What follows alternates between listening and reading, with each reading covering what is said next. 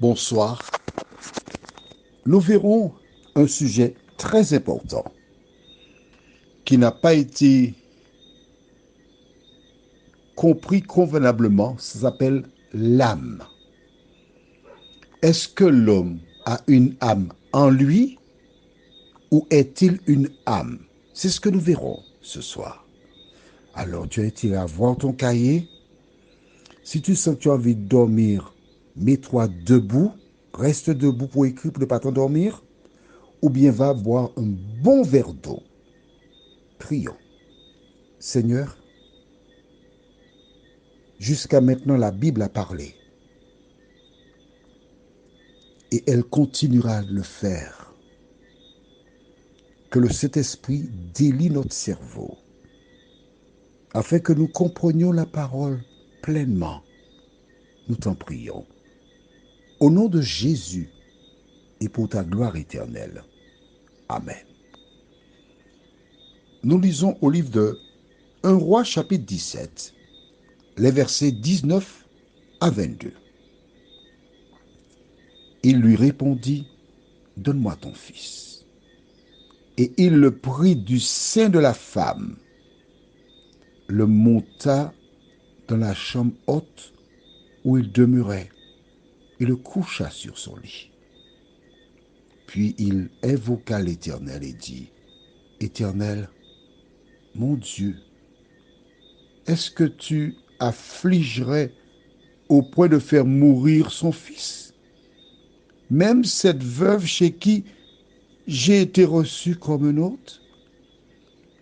Et il s'étendit 3 fois sur l'enfant, invoqua l'Éternel et dit, Éternel mon Dieu, je t'en prie, que l'âme de cet enfant revienne au-dedans de lui.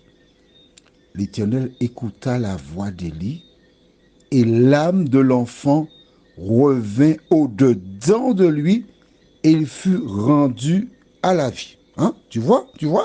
L'âme est venue et entrée dans l'enfant. C'est écrit là, hein? C'est du français. Alors, donc, l'homme a une âme. Mais c'est écrit. D'accord. Reste calme. Je vais t'expliquer. T'en fais pas. Je voudrais d'abord souligner quelque chose d'important. Au verset 19, il lui répondit, donne-moi ton fils. Il demande à cette femme de lui donner l'enfant. Pourquoi? Il est où l'enfant? Il est accroché. Elle a tenu son fils dans ses bras. Mais oui, regarde la suite. Et il le prit du sein de la femme. Elle avait gardé son fils. Elle sentait encore la chaleur du corps. Élie veut faire quelque chose. Il ne peut rien faire sans son accord. Il lui dit, donne-moi le fils. Elle n'est pas prête à le lui donner. Elle fait exactement comme certaines personnes qui ont des problèmes et qui ne sont pas prêts à les donner à Jésus. Ils restent sur leur position. Alors Élie va faire violence. Mais oui. Et il le prie. Il prend l'enfant. Il parle, où vas-tu avec mon fils? Ne t'en fais pas. Imagine les larmes qui coulent sur ses joues. Et nous avons vu la suite. Le texte de la Bible te dit, là je suis retourné verset 22, l'Éternel écouta la voix d'Élie et l'âme de l'enfant revint au-dedans de lui et fut rendue à la vie. C'est là maintenant qu'il faut prendre ton bic pour bien écrire. Alors, c'est écrit l'âme revint. Je sais, attends, calme-toi. On ne fait pas la guerre, on étudie la Bible. Et je suis en train de rédiger un ouvrage qui s'appelle Décoder la Bible.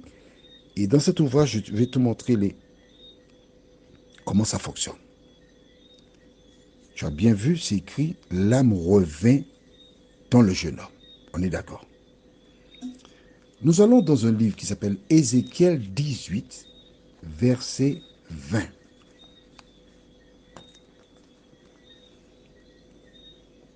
Ézéchiel 18, verset 20. Tu as trouvé?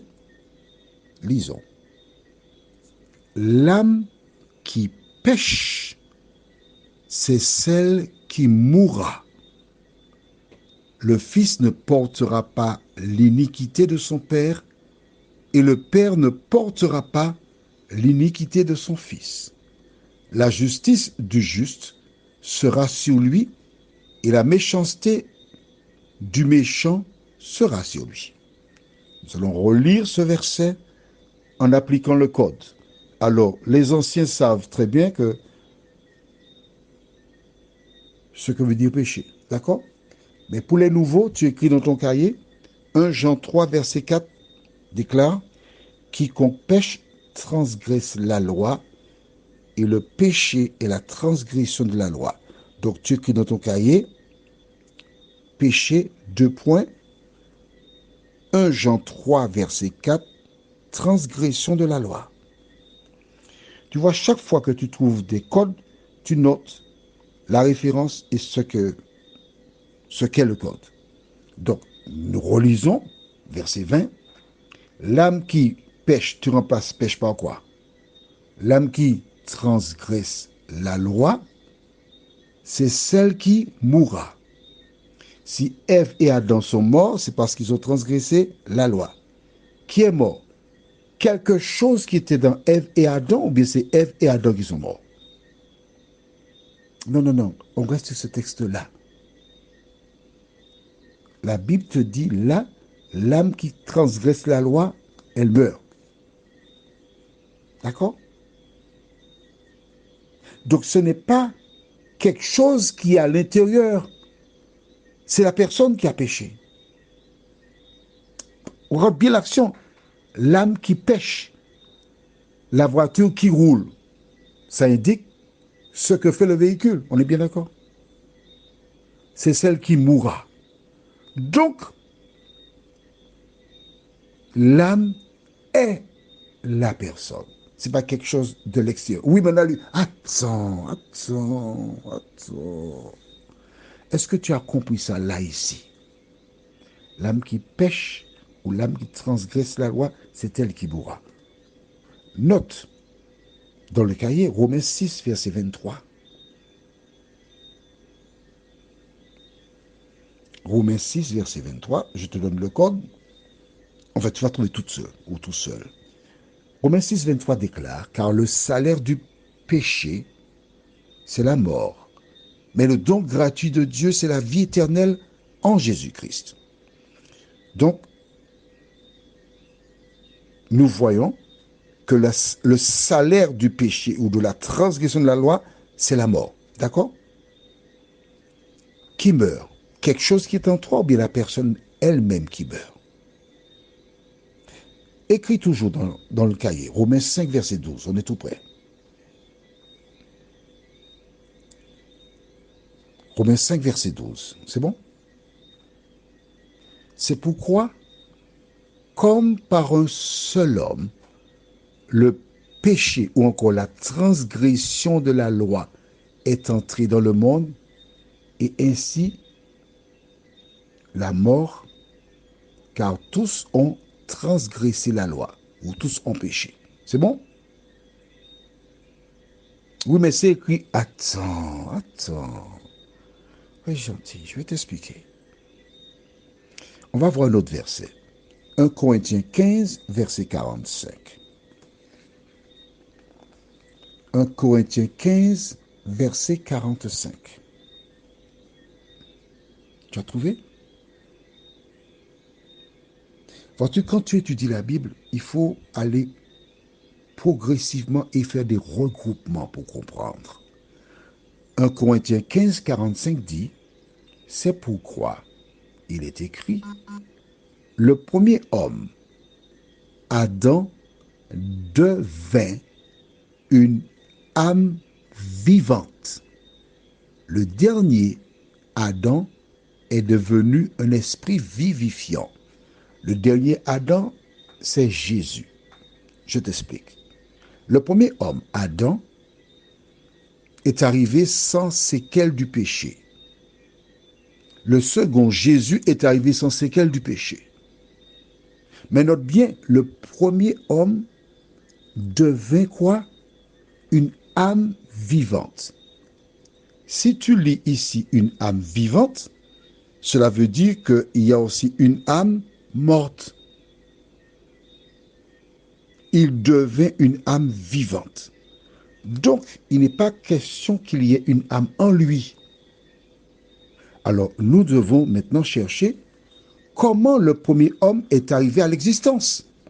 Allons au livre de Genèse. Tu vois, on arrive à tout comprendre. Genèse 2. Et note dans ton cahier verset 7.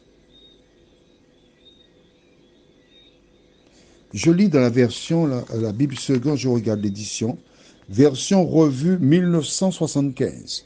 Louis II, docteur en théologie. Genèse, chapitre 2, verset 7.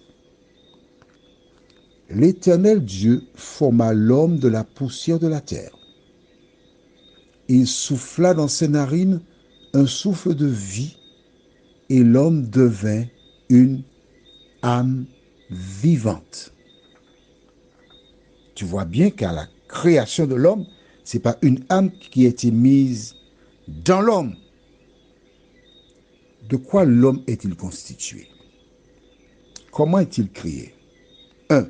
La poussière de la terre, Dieu a fait une poupée, une grande poupée.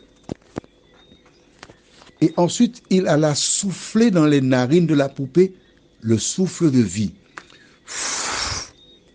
Et lorsque le souffle de Dieu est entré dans l'homme, ce souffle-là, qui est la vie, permit à l'homme d'être vivant. Tu as bien vu? Et l'homme devint une âme vivante. Comment un homme est-il créé? 1. L'interrupteur. L'interrupteur, c'est Dieu, celui qui envoie l'électricité à l'ampoule. 2. L'homme, c'est l'ampoule. D'accord? Quand Dieu veut, il enlève, clac, l'électricité. Et que se passe-t-il? L'électricité n'allant plus à l'ampoule, que se passe-t-il? Dis-moi. Il n'y a pas de lumière. C'est le souffle de vie dans le corps de l'homme qui permet à ce dernier d'être en vie. Et lorsque Dieu enlève le souffle de vie, que se passe-t-il? L'homme est mort. Le premier homme devint une âme vivante. Dans le texte que nous avons lu, qui parle de la résurrection du jeune homme, nous devons donc comprendre que lorsqu'Élie a prié pour ce jeune homme, que s'est-il passé? Dieu a renvoyé le souffle de vie et le jeune homme revint à la vie. C'est le souffle de vie qui permet aux gens d'être vivants ou morts.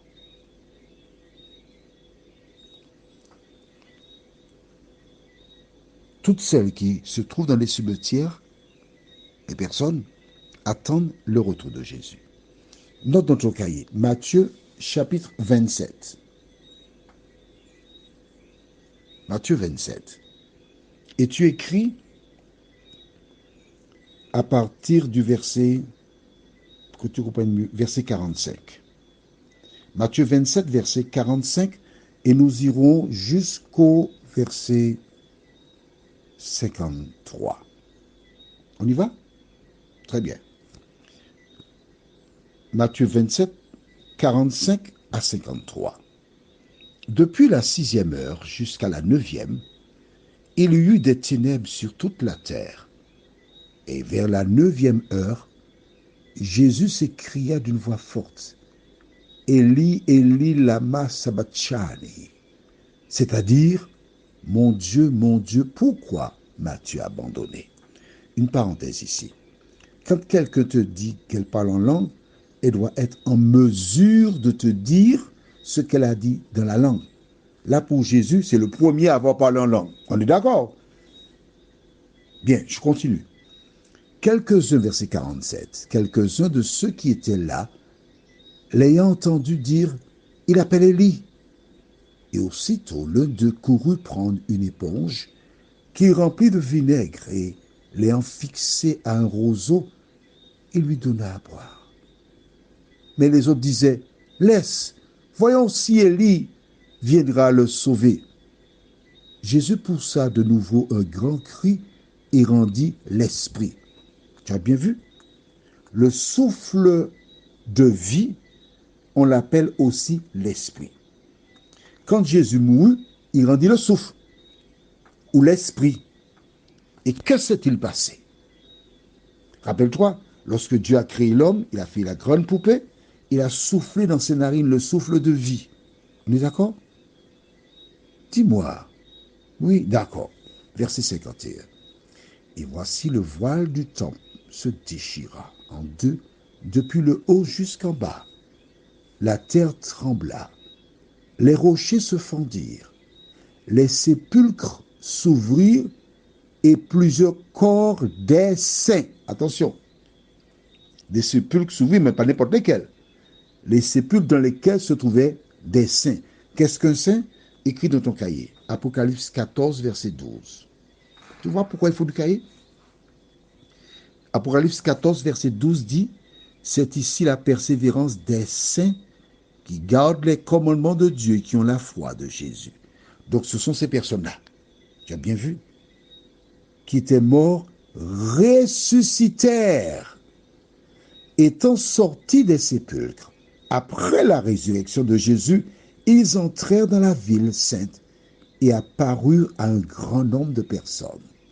Je t'explique. Lorsque Jésus rendit le souffle ou l'esprit, ce souffle, c'est le même qui entra dans les narines d'Adam. Il alla vers les morts qui étaient enterrés. Et le souffle de Jésus les ramena à la vie. Ce n'est pas l'âme qui est entrée dans les gens, mais le souffle de Jésus, Dieu, qui les a ramenés à la vie. Prions. Seigneur, c'est vrai que pour beaucoup de personnes, ce soir, elles découvrent des choses. Mais permets qu'elles prennent le temps pour écouter à nouveau. Elles ont pris des notes, des références bibliques qu'elles aillent lire et qu'elles réalisent que la Bible est un ouvrage codé et qu'il faut prendre un peu par ici, un peu par là, faire un regroupement pour connaître la vérité. Merci pour la parole, Seigneur. Nous t'avons prié au nom de Jésus et pour ta gloire éternelle. Amen. C'est vrai que j'étais un peu long ce soir, mais il fallait que je prenne le temps pour t'expliquer. Si d'aventure tu as des questions, tu peux sans aucune difficulté envoyer un message au plus 596 696 889 393 ou encore portable 88 93 93. Que l'Éternel continue de te bénir. Je te souhaite une bonne nuit.